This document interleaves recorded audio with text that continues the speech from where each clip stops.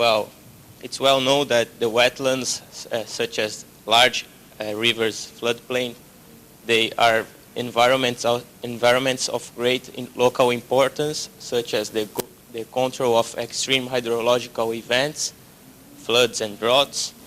They provide habitat for several flora and fauna species. They are resources for the riverside communities, and they are very important in terms of global carbon budget, acting both as source of greenhouse gases, such as methane and CO2, and they are sink of carbon as well, because there are a lot of vegetation in those areas, so they're important in this budget. Well, in the Amazon River specifically, there occurs a large seasonal variation of the water level of the river because of the dimension of the basin, and this large variation of water level causes a significant spatial distribution variation of the flood extent in the floodplain of the Amazon River. So this high amplitude causes great variations of the greenhouse gases that are emitted in those areas. So it's important, and this variation along the year, along the hydrological year, was named by Young as the flood pulse. So varies from the low water season to the high water season. It occurs a great variation. And remote sensing data, especially SAR data, represents an alternative to monitor the flood extent, especially because they are not limited by the atmospheric conditions, and they can also, depending on the wavelength, they can penetrate the vegetation canopy, and you can identify some flood forest and flood macrophytes areas that are also important in this context. So,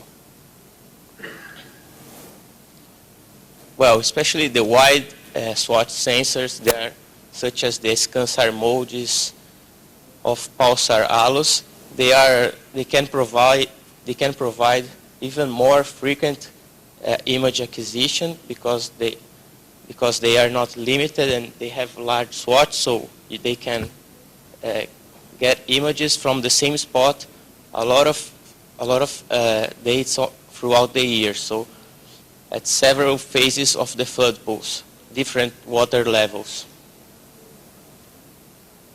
So on the other hand, the ScanSAR ALOS data has some limitations, as the speckle noise, which is an inherent effect of the SAR data. This data has a relatively coarse spatial resolution of 100 meters pixel spacing, and there's significant effect of the incidence angle on the backscattering, varying from the near to the far from near to far range occurs a great decrease of backscattering, especially in some smooth targets to L band. As you can see here in the water, for example, there are a great decrease of backscattering.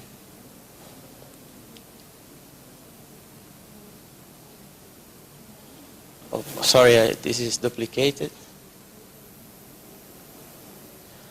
And object-based image analysis allows the integration. It's good for this kind of analysis with SAR data, because you can analyze the statistics of the objects which already minimize the effect of speckle. And you can also, if you have only one polarization, such as ScanSAR modes, you can also use some ancillary data to complement the analysis and use these attributes to help you to map your objective. In my case was the flood mapping. So this study presents a a methodology, a OBIA methodology, to monitor the flood extent in the Amazon River floodplain using ScanSAR ALOS data during the flood pools, the 2007 flood pools in the Kuruai Lake floodplain, which is this area here, which I'll present now.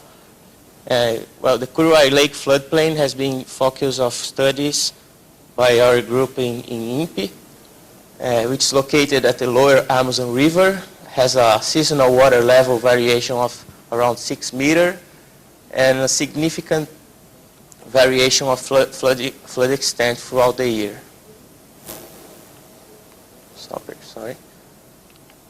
So it was accomplished a field campaign in April 2011 to identify the targets and take a lot of pictures there. And you see, I'm showing right now 2 of them: the flood forest and the macrophytes. So they're both flooded, but if you see them in optical data, for example, you are not able to say that if they're flooded or not, because the water is underneath the canopy. So here I am presenting a graphic with the dates of acquisition of the data. The blue lines represent the ScanSAR data that I had for 2007 flood pools, and the hatched black lines represent the MODIS data that I used as ancillary data, and also the red ones represent the Landsat images that I used. So the first step of my methodology was an analysis of the backscattering of the targets. So firstly, it was necessary to map the land cover types.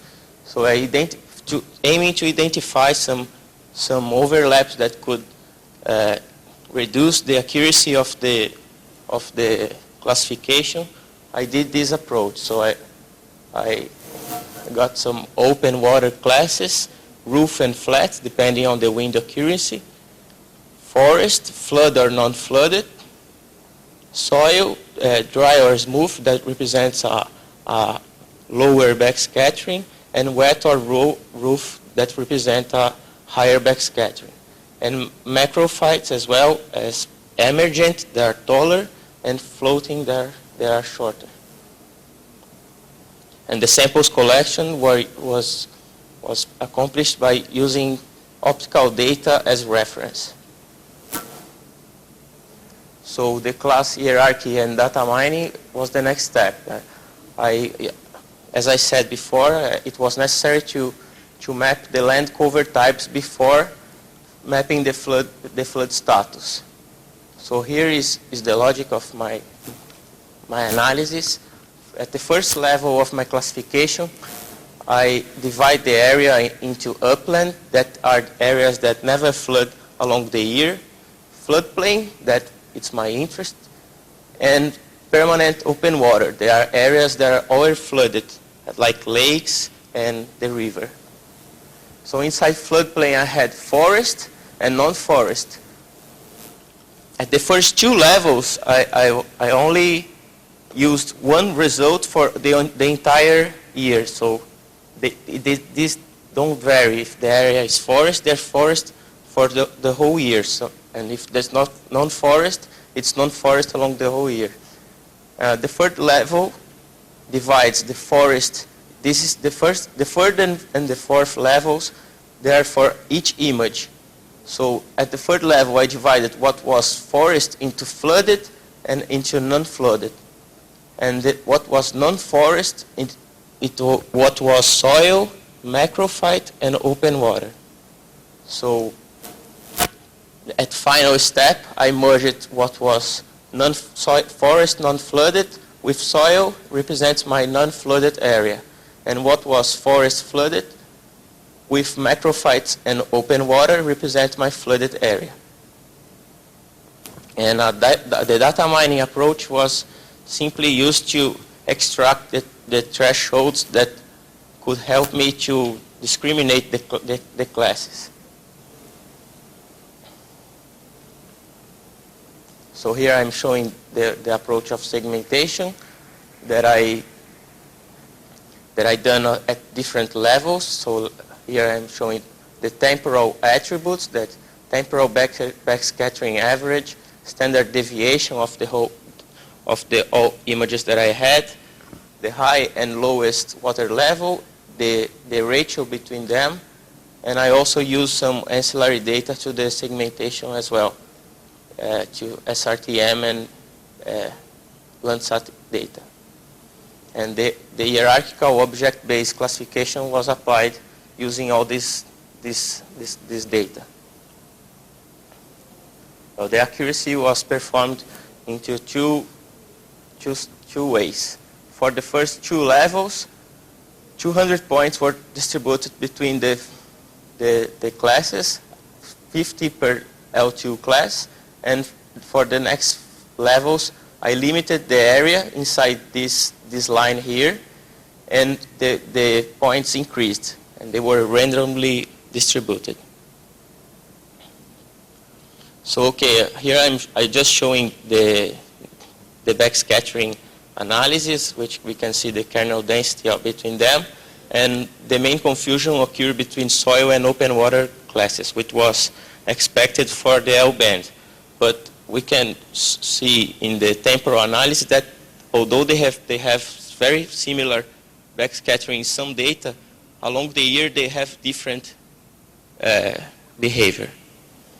Here I'm just show quickly a part of my rule set, and well, I have the image objects. I use SRTM, ScanSAR, Landsat, and incidence angle to discriminate them between upland, permanent open water, floodplain. Use the floodplain to segmentate again with the image objects. I did the separation between forest and non-forest. Well, the rest of the rule set is on the paper. You can see there with more details. So here we can see that occurred a decrease of the accuracy along with the increase of the levels. But what was interesting, it was that when we merge the classes in terms of their flooding status, we had very good results, because when you have a wrong flooded forest classified as macrophyte, they are both flooded, so the flooding status is what interests for us, so it was good. So now I'll show my final results. The dark blue areas are the permanent open water, and the blue, the other blue are what's flooding. So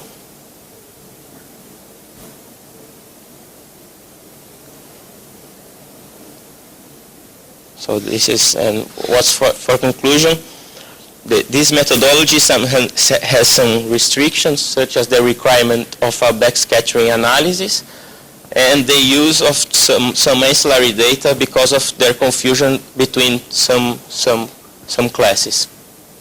As advantage, we have the independency of time-consuming manual editing steps. Well, the wide swatch L-band have great potential for monitoring the flood extent in large wetlands. And although the ALOS satellite has just finished its operation in 2011, the ALOS 2 is previewed and has the same characteristics, but with a two-side view that will increase the acquisition image frequency from 46 to 14 days. So in 1 month you're going to have 2 useful images for this kind of analysis. This is all. Thanks.